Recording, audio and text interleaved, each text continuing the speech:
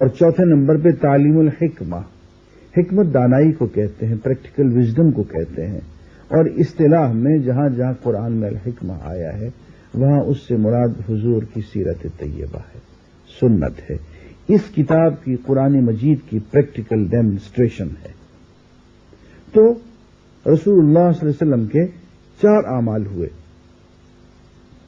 تلاوت آیات، تزکیہ، تعلیم الکتاب، تعلیم الحکمہ، اور فرمایا کہ یہ 4 کام کیے ہیں، اور ان کے بغیر، ان کاموں سے پہلے تم تو صریح گمراہی میں پڑے ہوئے تھے۔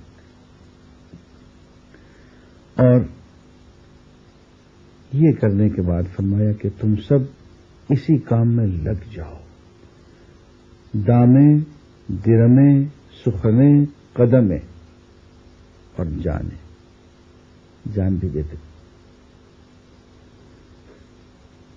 جان بے دے، جان بے دے، جان بے دے، فائدہ در گفتن بسیار چیست۔ زیادہ باتیں بنانے میں، پنجابی میں کہتے ہیں بڑکیں ہانکنے میں، بڑکیں لگانے میں کوئی فائدہ نہیں ہے۔ اس کے راستے میں نقد جان دے دو، جان دی ہوئی اسی کی تھی، حق تو یہ ہے کہ حق ادا نہ ہو۔ فرمایا کہ جن لوگوں نے میری راہ میں جانیں قربان کر دی ہیں، دیکھو یہ خیال بھی مت کرنا کہ وہ مر چکے، وہ لوگ زندہ ہیں، مردہ تم ہوگے، وہ زندہ ہیں۔ یہاں ایک قاعدے کی بات عرض کر دوں، اللہ تعالیٰ کا یہ طریقہ ہے کہ جو چیز اللہ کی راہ میں قربان کر دی جائے، اللہ تعالیٰ وہی چیز کئی گنا کر کے لوٹا دیتے۔ کوئی شخص مال اللہ کے راستے میں دے دے، اللہ تعالیٰ اسی مال کو کئی گنا کر کے لوٹا دیتے۔ کوئی شخص اللہ کی راہ میں وقت دینے لگ جائے، وقت، دین پڑھ رہا ہے، پڑھا رہا ہے، سیکھ رہا ہے، سکھا رہا ہے، وقت لگا رہا ہے اس پہ، تو اللہ تعالیٰ اس کے وقت میں اتنی برکت ڈال دیتے ہیں کہ اکیلا شخص ہوتا ہے اور کئی یونیورسٹیوں کے برابر، کئی جماعتوں کے برابر کام کر جاتا ہے۔ دیکھیے امام غزالی کا حال، اکیلے شخص کا کام سینکڑوں یونیورسٹیوں سے زیادہ ہے۔ چڑھتی ہے جب فقر کی سان پہ تیغ خودی، ایک سپاہی کی ضرب کرتی ہے کار سپاہ۔ اکیلا آدمی پورے لشکر پہ بھاری ہو جاتا ہے، اس لیے کہ اللہ تعالیٰ اس کے وقت میں برکت دے دیتے ہیں۔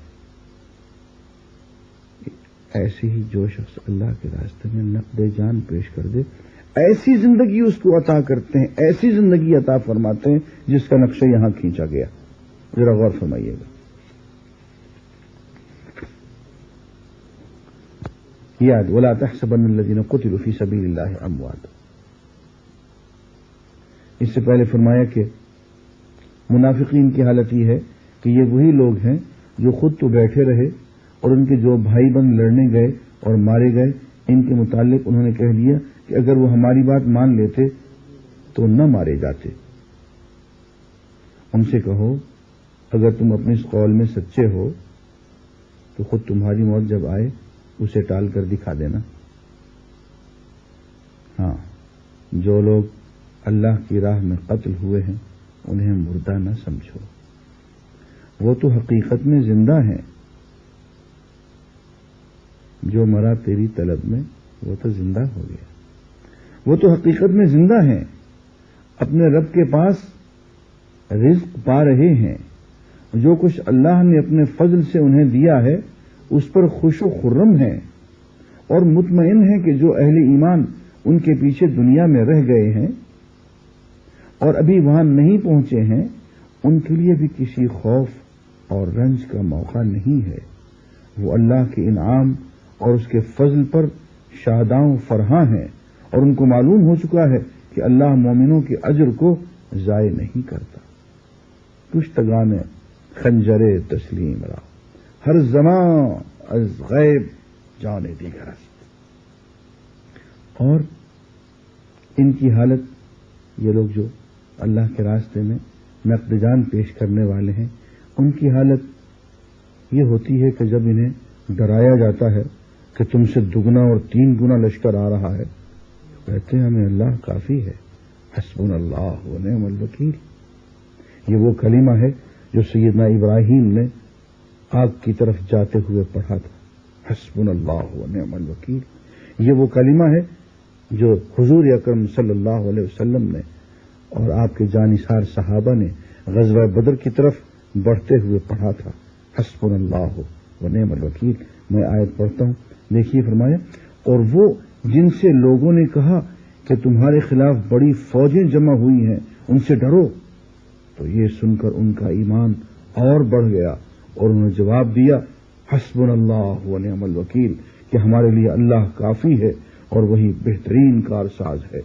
آخرکار وہ اللہ تعالیٰ کی نعمت اور فضل کے ساتھ پلٹ آئے، ان کو کسی قسم کا ضرر بھی نہ پہنچا اور اللہ کی رضا پر چلنے کا شرف بھی انہیں حاصل ہو گیا. اللہ بڑا فضل فرمانے والا ہے. تمہیں معلوم ہو گیا کہ وہ دراصل شیطان تھا جو اپنے دوستوں سے خواہ مخواہ ڈرا رہا تھا. لہذا آئندہ تم انسانوں سے نہ ڈرنا، مجھ سے ڈرنا اگر تم حقیقت میں صاحب ایمان ہو. وآخر دعوانا ان الحمدللہ رب العالمین. اهدنا الصراط المستقيم.